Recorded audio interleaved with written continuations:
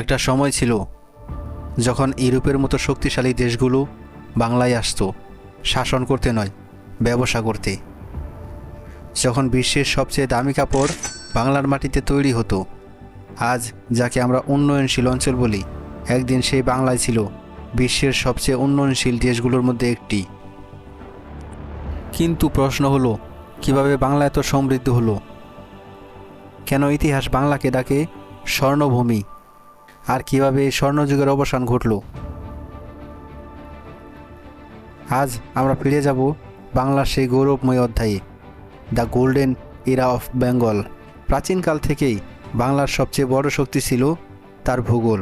নদী, উর্বর মাটি আর অনুকূল জলবায়ু বাংলাকে বানিয়েছিল কৃষি ও বাণিজ্যের জন্য আদর্শ অঞ্চল।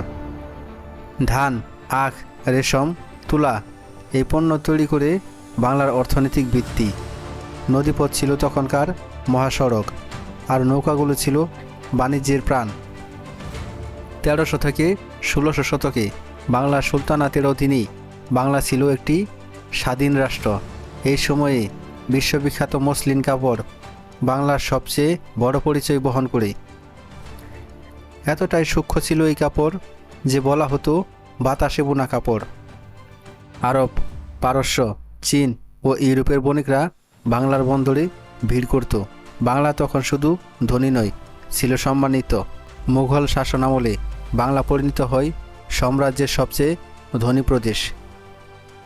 ইতিহাসবিদদের মতে মুঘল সাম্রাজ্যের মোট রাজস্বের 1/3 আসত বাংলা থেকে। ঢাকা, সোনারগাঁও, মুর্শিদাবাদ এই অঞ্চলগুলো ছিল তখন বিশ্ব বাণিজ্যের কেন্দ্র। 1600 ও 1700 শতকে পর্তুগিজ, ডাচ, ফরাসি ও ইংরেজরা বাংলায় আসে। তখনও তারা শাসক নয়, শুধু ব্যবসায়ী। কারণ বাংলার অর্থনীতি ছিল ইউরোপের অনেক দেশের চেয়েও শক্তিশালী। কিন্তু ইতিহাসে কিছু মুহূর্ত সব কিছু বদলে দেয়। 1757 সাল, পলাশির যুদ্ধ।